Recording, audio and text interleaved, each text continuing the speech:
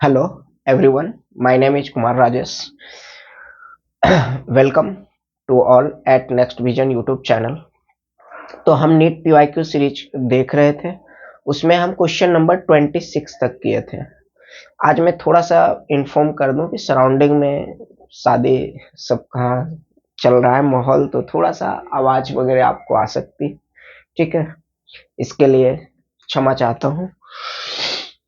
तो हम उसी सीरीज को कंटिन्यू कर रहे हैं, 26 नंबर ऑफ क्वेश्चन तक हम किए थे। और ये आज का जो पहला क्वेश्चन है वो AIPMT 2001 का क्वेश्चन है। और ये क्वेश्चन नंबर कितना हो जाएगा? आज का क्लास का पहला क्वेश्चन नंबर 27 होगा। 27 नंबर ऑफ क्वेश्चन होगा। 26 तक हम कर लिए थे, ये 27 नंबर ऑफ क्वेश्चन होगा। पहला क्वेश्चन है आज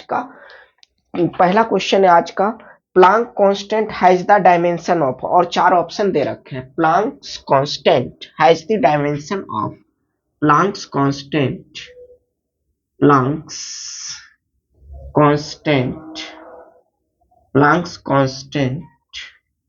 has the dimension of Planck constant has the dimension of. पहला ऑप्शन इन्होंने दे रखा है, फर्स्ट ऑप्शन में दे रखा है लीनियर मोमेंटम। सेकंड ऑप्शन दे रखा है एंगुलर मोमेंटम के बराबर होगा प्लांक कांस्टेंट का डायमेंशन, ऐसा बोल रखा है। एंगुलर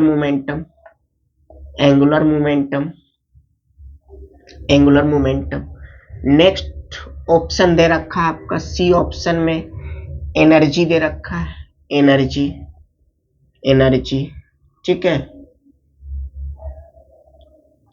एनर्जी दे रखा है। और डी ऑप्शन में आपका पावर दे रखा है। डी ऑप्शन में आपका क्या दे रखा है? पावर। मतलब इन चार फिजिकल क्वांटिटी में किसका डायमेंशन प्लांक कांस्टेंट के डायमेंशन के बराबर होगा, ये आपसे क्वेश्चन में पूछा गया है। तो चलिए हम पहले प्लांक कांस्टेंट के डायमेंशन को समझते हैं कि प्लांक कांस्टेंट का डायमेंशन क्या होता है, ठीक है। प्लांक कांस्टेंट को स्मॉल h से रिप्रेजेंट किया जाता है। किससे रिप्रेजेंट किया जाता है? स्मॉल h से रिप्रेजेंट किया जाता है। h लिखेंगे, यहाँ पे h लिखेंगे प्लांक कांस्टेंट। ये डिफाइंड होता है energy upon frequency. Energy upon क्या डिफाइंड होता है? Frequency. Energy upon frequency defined होता है। Energy upon frequency. एनर्जी को आप क्या लिख सकते हो? वर्क लिख सकते हो, क्योंकि वर्क और एनर्जी एक दूसरे का इंटर कन्वर्टेबल फॉर्म है, ठीक है। तो एनर्जी को हम वर्क लिख सकते हैं। फ्रीक्वेंसी को क्या लिख सकते हैं? फ्रीक्वेंसी को 1 अपॉन टाइम लिख सकते हैं, 1 अपॉन टाइम। आप सबका डायमेंशन लिख दीजिए। सबका वर्क को हम फोर्स इंटू डिस्प्लेसमेंट लिख सकते हैं, F इंटू डी, ऐसा। और टाइम का डायमेंशन लिखेंगे तो ये 1 बाई टाइम है, 1 अपॉन टाइम है, तो टाइम इनवर्स हो जाएगा। फोर्स का डायमेंशन यहां से लिख दीजिए ml t के पावर -2, और एक है यहाँ पे क्या? एक है यहाँ पे L और है प्रेजेंट, एक L और प्रेजेंट है और T इनवर्स है, ठीक है। नेट इसका डायमेंशन लिखिएगा तो देखिए ml स्क्वायर और T के पावर -1 क्या हो जाएगा? ml स्क्वायर T के पावर -1। ये डायमेंशन किसका आ जाएगा? ये प्लांक कांस्टेंट का डायमेंशन आ जाएगा। अब इन चार ऑप्शन में से आप चेक करना होगा वन बाय वन आपको चेक करना होगा कि प्लांक कांस्टेंट का जो डायमेंशन है ये इनमें से कौन से फिजिकल क्वांटिटी के डायमेंशन से मैच कर रहा है, ठीक है। प्लांक कांस्टेंट का डायमेंशन किस फिजिकल क्वांटिटी के डायमेंशन से मैच कर रहा है। तो सबसे पहले हम चलते हैं लीनियर मोमेंटम पे। लीनियर मोमेंटम का डायमेंशन, लीनियर मोमेंटम को किस से रिप्रेजेंट करते हैं? P से। लीनियर मोमेंटम को किससे रिप्रेजेंट करते हैं? P से। तो P इज इक्वल टू क्या होता है? M into V। मास का डायमेंशन M होगा, वेलोसिटी का डायमेंशन L T के पावर -1। क्या ये डायमेंशन इससे मैच कर रहा है? नहीं।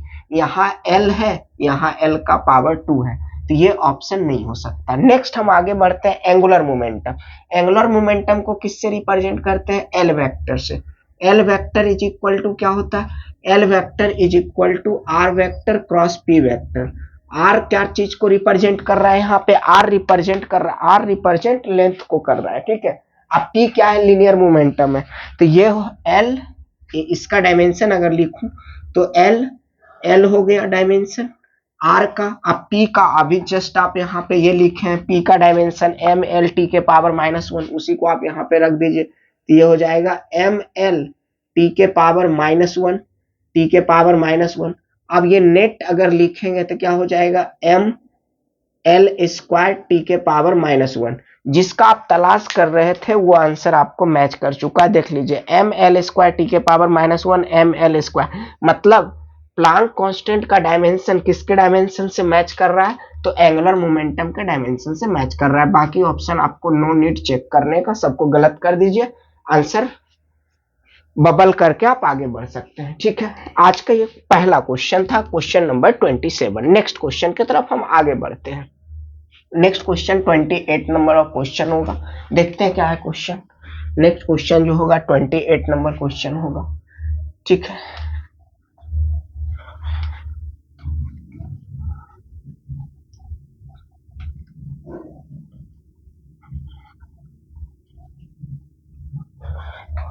Next question 28 number of question होगा, 28 नंबर ऑफ क्वेश्चन होगा। नेक्स्ट क्वेश्चन 28 होंगे। ये 28 नंबर क्वेश्चन कब का पूछा हुआ क्वेश्चन है, क्या है क्वेश्चन, क्वेश्चन है dimensional formula for magnetic flux. Dimensional formula for magnetic flux का डायमेंशन ऑफ ये पूछा गया, मैं उतना नहीं लिखूंगा। डायमेंशन ऑफ मैग्नेटिक फ्लक्स,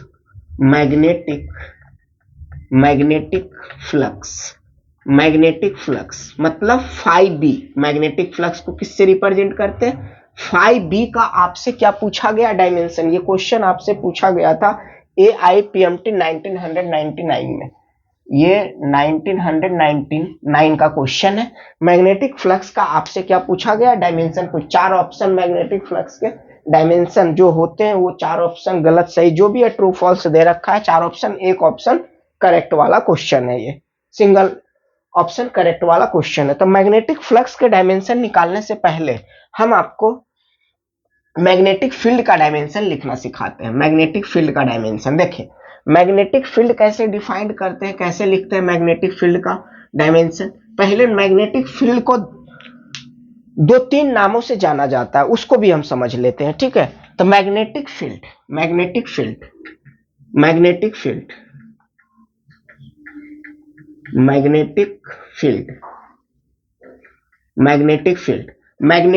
बोले, मैग्नेटिक फ्लक्स डेंसिटी बोले, magnetic flux density, not magnetic flux. Magnetic flux density और मैग्नेटिक फ्लक्स दोनों डिफरेंट। ये magnetic flux density represent the magnetic field and magnetic flux एक अलग फिजिकल क्वांटिटी है, ठीक है। उसके बाद इसका दूसरा और अदर नेम है मैग्नेटिक इंडक्शन।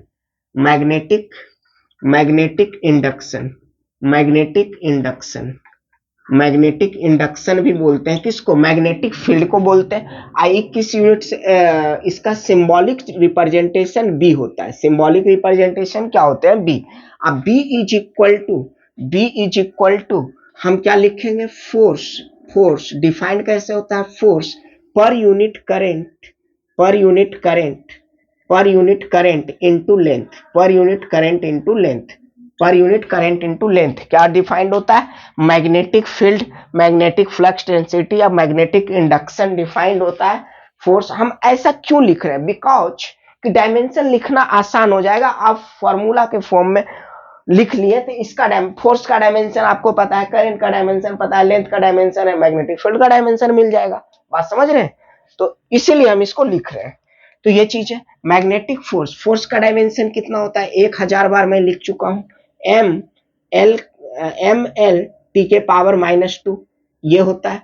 और करंट का डायमेंशन ए और आई से लिखते हैं, डायमेंशन करंट का, तो आई या ए लिख दीजिए, मैं ए बार बार यूज कर रहा हूं, ए लिख दिया।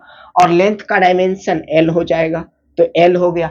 नेट देखिए इसको स्क्वायर ब्रैकेट में लिखा जाता है नो डाउट, बट हमको क्वेश्चन सॉल्व करने हैं, ठीक है।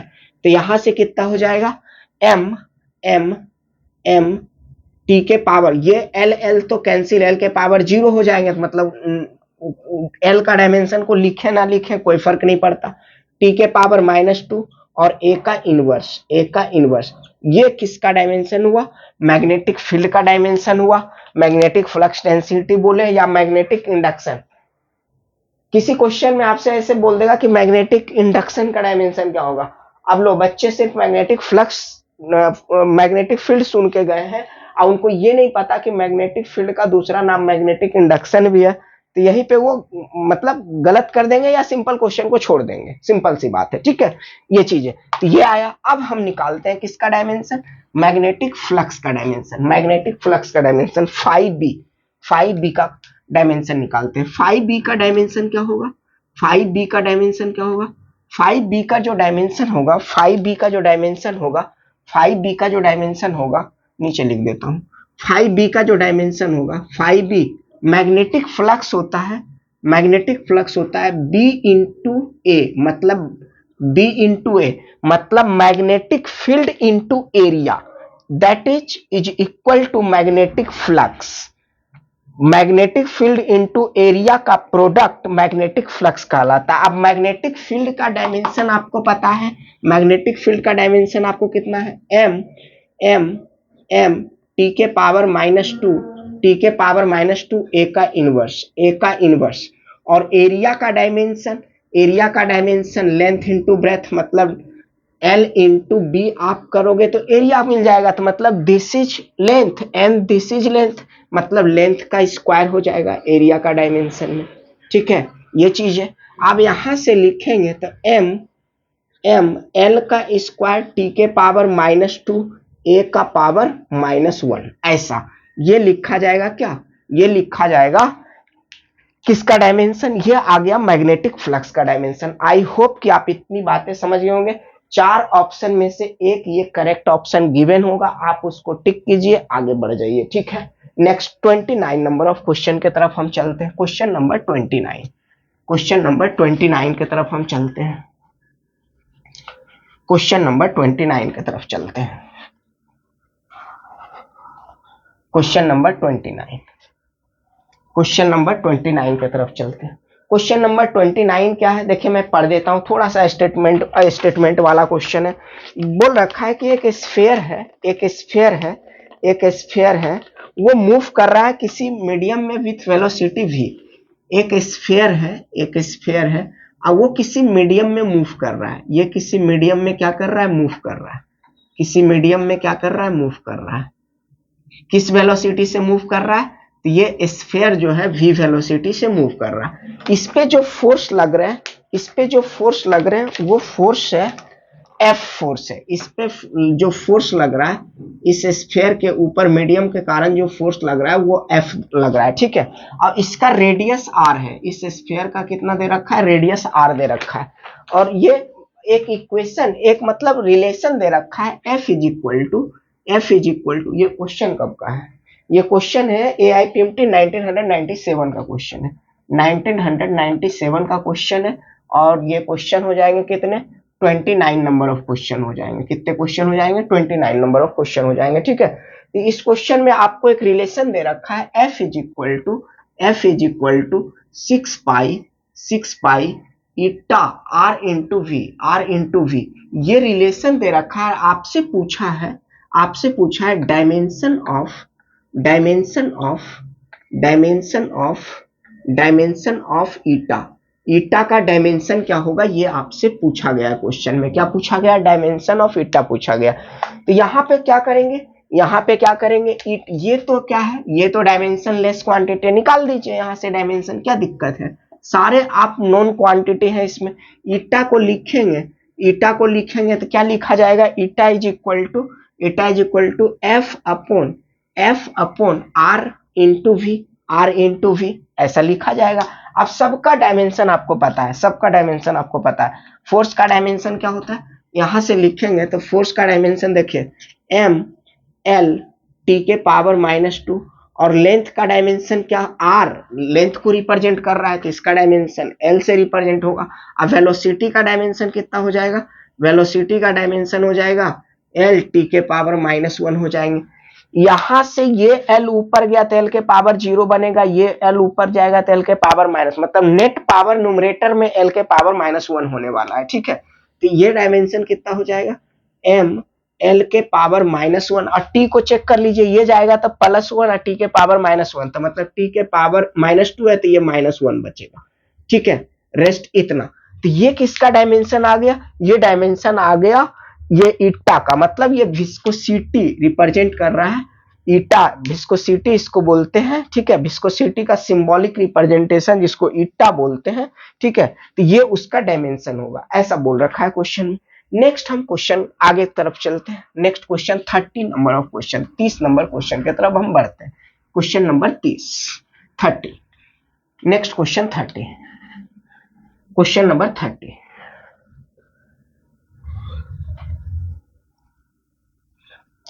क्वेश्चन नंबर 30 की तरफ बढ़ते हैं।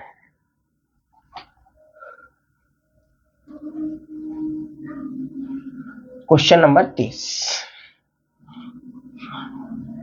क्वेश्चन नंबर 30 में क्या, विच ऑफ द फॉलोइंग, क्या बोल रखा है, which of the following, which of the following, question मैं लिख दूं, थोड़ा सा क्वेश्चन लिख दूं आपको, क्वेश्चन लिख दो, यहां जरूरत है क्वेश्चन लिखना का। ये क्वेश्चन है AIPMT 2001 का क्वेश्चन है, AIPMT 201 का क्वेश्चन है, 2001 का। क्वेश्चन नंबर कितना हो जाएगा 30, क्वेश्चन नंबर कितना हो जाएगा 30।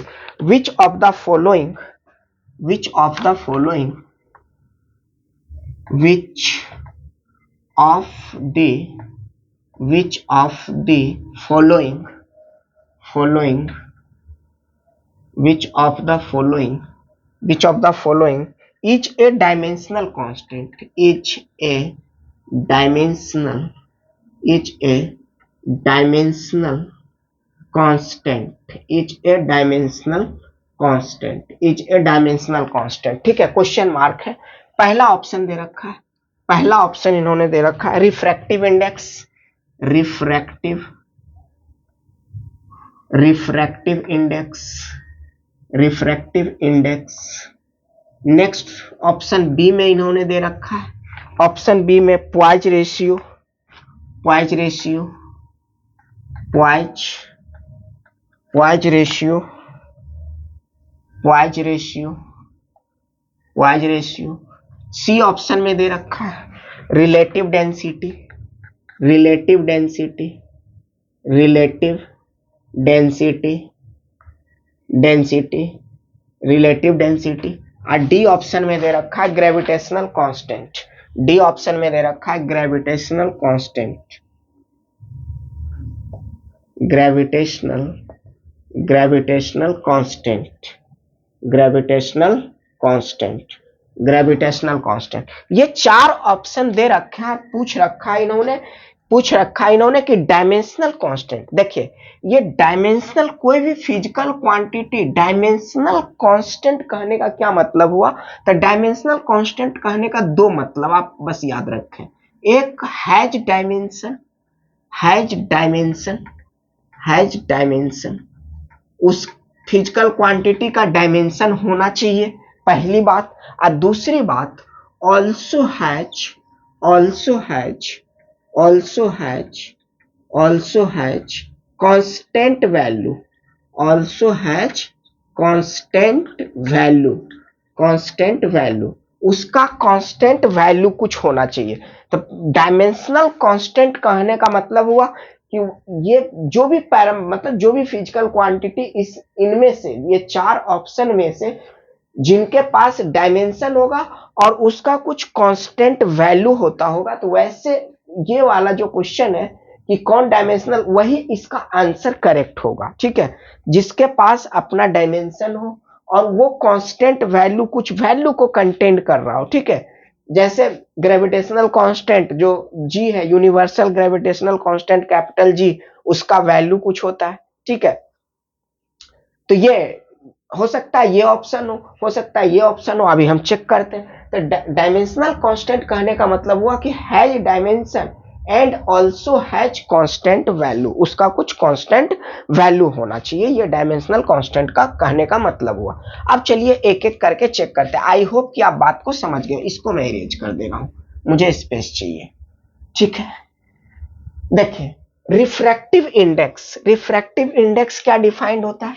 रिफ्रैक्टिव इंडेक्स डिफाइंड होता है, रिफ्रैक्टिव इंडेक्स डिफाइंड होता है म्यू से जनरली रिप्रेजेंट करते हैं, ठीक है। तो म्यू से रिप्रेजेंट करते हैं, ये होता है speed of sound in vacuum divided by speed of sound in medium. ये क्या, ये मतलब ये कांस्टेंट वैल्यू तो आ रहा है, कुछ रेशियो तो आ रहा है, बट क्या इसका डायमेंशन रिफ्रैक्टिव इंडेक्स का डायमेंशन लिख सकते हैं? नहीं लिख सकते, बिकॉज कि this is speed upon speed का रेशियो। क्या है? स्पीड अपॉन, तो जो मीटर पर सेकंड ऊपर लिए तो मीटर मतलब मीटर पर सेकंड में कैंसिल आउट होकर कांस्टेंट वैल्यू बचेगा। मैं जो दो कंडीशन बताया, एक कंडीशन फुलफिल हो रहा है बट दूसरा कंडीशन फुलफिल नहीं हो रहा है, इसका डायमेंशन नहीं लिखा जा सकता। तो ये ऑप्शन तो नहीं होने वाला, ये ऑप्शन क्या है? नहीं होने वाला, ये ऑप्शन करेक्ट नहीं होगा। नेक्स्ट हम आगे बढ़ते हैं पॉइज रेशियो की तरफ। देखिए पॉइज रेशियो कैसे डिफाइंड होता है, इसको भी म्यू से रिप्रेजेंट करते हैं, ठीक है, म्यू से रिप्रेजेंट करते हैं। ये होता है negative of strain in Y direction upon strain in X direction. कहने का क्या मतलब हुआ मैं बता देता हूं।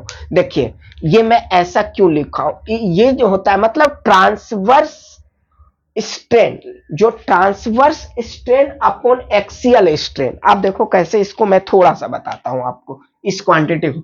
जैसे आप ये कोई रॉड है या कुछ भी है, ऐसा कुछ है, ठीक है, आप इसमें क्या कर रहे हो, आप इसमें इसका एक्सिस होगा, इसका क्या होगा? एक्सिस होगा, इसका एक्सिस होगा, इस पे आप एक्सियल फोर्स लगा रहे हो, एक्सियल फोर्स एफ लगा रहे हो, एफ लगा रहे हो, ठीक है। फोर्स लगाए तो इस बॉडी का अगर डिफॉर्मेशन इस एक्सिस के परपेंडिकुलर डिफॉर्म करे, ये इस एक्सिस के क्या करे? परपेंडिकुलर, मतलब इसका डिफॉर्मेशन कुछ ऐसा हो, इसका डिफॉर्मेशन कुछ ऐसा हो, ठीक है। मतलब लोड है X along the axis, deformation हो रहा है perpendicular to the axis, that ये डिफाइंड होता है पॉइज रेशियो। तो ये स्ट्रेन अपॉन स्ट्रेन का सेम क्वांटिटी का रेशियो। तो कांस्टेंट वैल्यू तो जैसे स्टील हो गए, रबर हो गए और बहुत सारे मटेरियल होते हैं जिसका कि कांस्टेंट वैल्यू कुछ होता है। स्टेनलेस स्टील हो गया, आपको कुछ वैल्यू डायरेक्टली, हम सॉलिड प्रॉपर्टीज ऑफ मटेरियल जब पढ़ाएंगे तो उसमें ये बातें मैं पढ़ाऊंगा, बात समझ रहे हो। तो कुछ मटेरियल का ये मतलब कांस्टेंट वैल्यू लिखा जा सकता है, बट क्या इसका डायमेंशन नहीं लिखा जा सकता है? नहीं लिखा जा सकता इसका। आई होप कि आप बात समझ गए होंगे। तो इसका भी डायमेंशन क्या है? लिखना पॉसिबल नहीं है, इसका भी क्या है? डायमेंशन लिखना पॉसिबल है। नेक्स्ट आगे बढ़ते हैं, आगे ऑप्शन को चेक करते हैं, आगे नेक्स्ट ऑप्शन हम चेक करते हैं। आगे ऑप्शन की तरफ हम बढ़ाएंगे रिलेटिव डेंसिटी। रिलेटिव डेंसिटी हम इसी चैनल के ऊपर फ्लूइड प्रॉपर्टी पढ़ाना शुरू किए थे।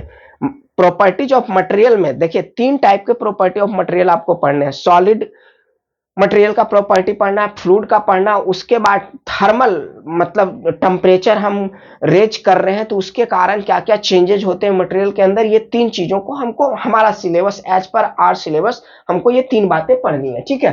तो रिलेटिव डेंसिटी हम यहाँ पे एक्सप्लेन किए हैं, आप जाकर के देख सकते हैं उसको। रिलेटिव डेंसिटी डिफाइंड होता है, रिलेटिव डेंसिटी आरडी, आरडी जो डिफाइंड होता है relative density in short RD, ये होता है density of fluid upon density of standard fluid, density of fluid upon density of क्या हुआ?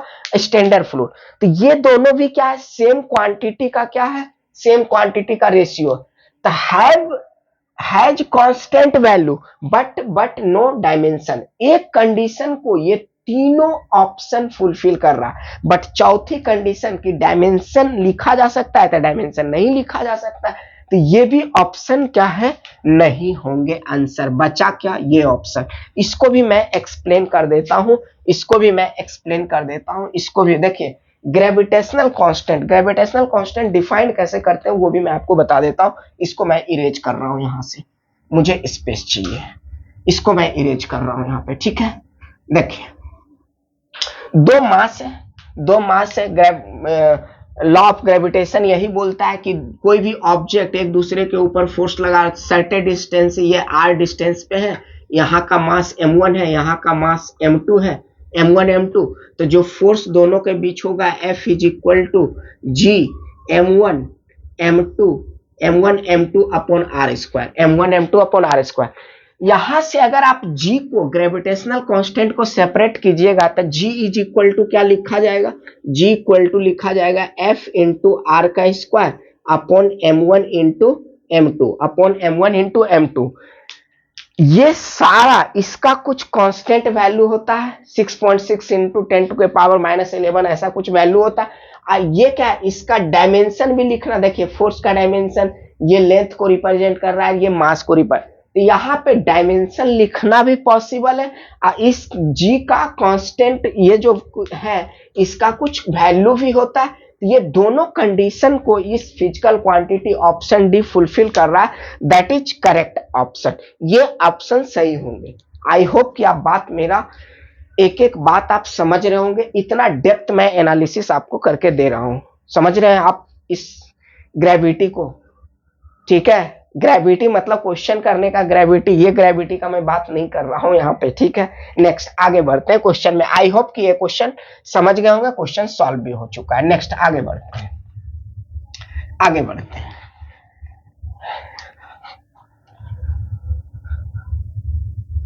नेक्स्ट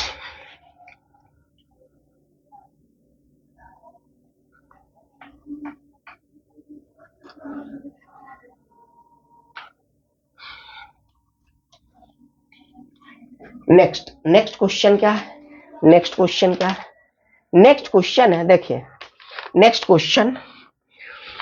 क्वेश्चन है, थोड़ा सा लेंदी क्वेश्चन है, बड़ा क्वेश्चन है, बच्चे पढ़ के डर जाएंगे। इस क्वेश्चन को रियली बता रहा हूं कि एग्जाम में पहली बार देखेगा तो डर जाएगा कोई भी बच्चा। ये AIPMT 1993 का क्वेश्चन है, 1993 का क्वेश्चन है। ये क्वेश्चन नंबर कितना हो जाएगा, 31 नंबर ऑफ क्वेश्चन हो जाएंगे, 31 नंबर। एक पहले रिलेशन दे रखा है, n is equal to sorry eta is equal to p into R square minus X square divided by 4VL हाँ VL ऐसा दे रखा है, एक रिलेशन दे रखा है। अब मैं क्वेश्चन का स्टेटमेंट को पढ़ रहा हूं, बोल रहा है तारपिन ऑयल तारपिन oil is flowing through a tube of length L radius R। अच्छा, तारपिन ऑयल ये एक टाइप का तेल है जो कि मेडिसिन वगैरह पर्पज से थोड़ा सा यूज होता है, एग्जैक्टली मुझे नहीं पता, ठीक है, तो आप केमिस्ट्री वाले सर से पूछ सकते हैं इसके बारे में। यहाँ पे लेंथ है, इस ट्यूब का क्या है, लेंथ L है, ट्यूब का लेंथ कितना है, ट्यूब लेंथ L है, ट्यूब का लेंथ L है, रेडियस कितना दे रखा है, रेडियस R दे रखा है, ठीक है, रेडियस R दे रखा है, ट्यूब का लेंथ L है, ऐसा बोल रखा है। प्रेशर ये जो है P है, ये दोनों इंड के, ये इंड ए मान ली, ये इंड 1 पॉइंट हम इसे बोल दें, ऐसे मैं सेकेंड पॉइंट बोल दूं, तो इन दोनों के बीच का प्रेशर डिफरेंस, इन दोनों के बीच का प्रेशर डिफरेंस डेल्टा पी दे रखा है। मतलब ये जो P है क्वेश्चन में, ये प्रेशर डिफरेंस है बिटवीन टू इंड, ऐसा बोल रखा है क्वेश्चन में। और ये इटा जो है विस्कोसिटी है, दिस इज विस्कोसिटी, ये विस्कोसिटी है, और v जो है वेलोसिटी है, और लेंथ और ये r सब तो बता ही दिया गया, ठीक है। और x के बारे में बोल रखा है कि ये velocity where v is the velocity of oil at distance x from the axis of tube. मतलब एक्सिस ऑफ ट्यूब से, ट्यूब का जो एक्सिस है उससे v मतलब x डिस्टेंस पे वेलोसिटी v है, इस ऑयल का जो इसके अंदर क्या कर रहा है, फ्लो कर रहा है। तो आपसे पूछा गया है कि ये इसका डायमेंशन क्या होगा, ये विस्कोसिटी इटा का डायमेंशन क्या होगा, ये आपसे पूछा गया है। इतना बड़ा क्वेश्चन में बस यही भाषण करके लास्ट में आपसे डायमेंशन ऑफ इटा पूछा गया, इसका डायमेंशन क्या होगा, ये आपसे क्या किया गया, पूछा गया। निकाल दीजिए डायमेंशन, आपका सारा क्वांटिटी के बारे में आपको बता दिया गया है, क्वांटिटी देखिए प्रेशर का डायमेंशन मैं बता चुका हूं। प्रेशर क्या डिफाइंड होता है? प्रेशर डिफाइंड होता है normal force upon area, normal force upon area. ये कितना हो गया? एम एल टी के पावर -2 और एरिया का एल स्क्वायर। ऊपर जाएगा तो कितना लिखा जाएगा? एम एल के पावर -1 टी के पावर -2। ये प्रेशर का हुआ ऐसा। तो यहां से जब लिखेंगे तो ये कितना प्रेशर का डायमेंशन, ईटा का डायमेंशन लिखेंगे तो सबसे पहले प्रेशर का डायमेंशन को इसमें पुट कीजिए तो कितना पुट होगा?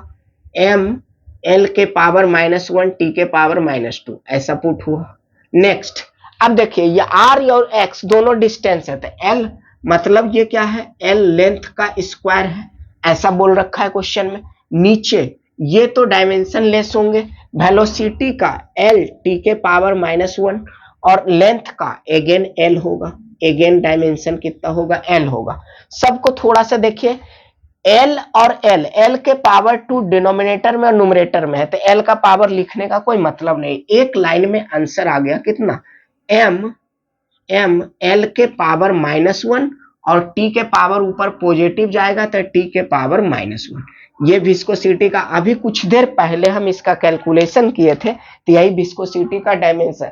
तो किसी भी फॉर्म में हो क्वांटिटी जो फिजिकल क्वांटिटी है उसका प्रॉपर्टी चेंज थोड़ी ना होने वाला है, समझ गए? वो किसी भी अरेंजमेंट में किसी भी फॉर्म में लिखा उसका जो ओरिजिनल मीनिंग है वो कभी नहीं बदलता। बात समझ रहे हैं? आई होप कि आप इस क्वेश्चन को समझ गए होंगे अच्छे से। ठीक है, इस क्वेश्चन को आप समझ गए होंगे। तो इस वीडियो को मैं यहीं पे रोक रहा हूं। 3 से 4 क्लास लग जाएंगे और इस यूनिट को एंड करने में। उसके बाद हम नेक्स्ट मोशन के तरफ चलेंगे या वेक्टर है, जो भी जिसका भी आएगा, मतलब जो भी मुझे लगेगा कि फिजिबल है तो उसको मैं क्या है क्लास को मैं कंटिन्यू रखूंगा आपके सामने। ठीक है, तो इस वीडियो को मैं यहीं पे एंड कर रहा हूं। आप लोग पढ़ते रहिए, तब तक मिलते हैं किसी नेक्स्ट क्लास में, अगले क्लास में आपसे मिलते हैं हम। तब तक के लिए थैंक यू।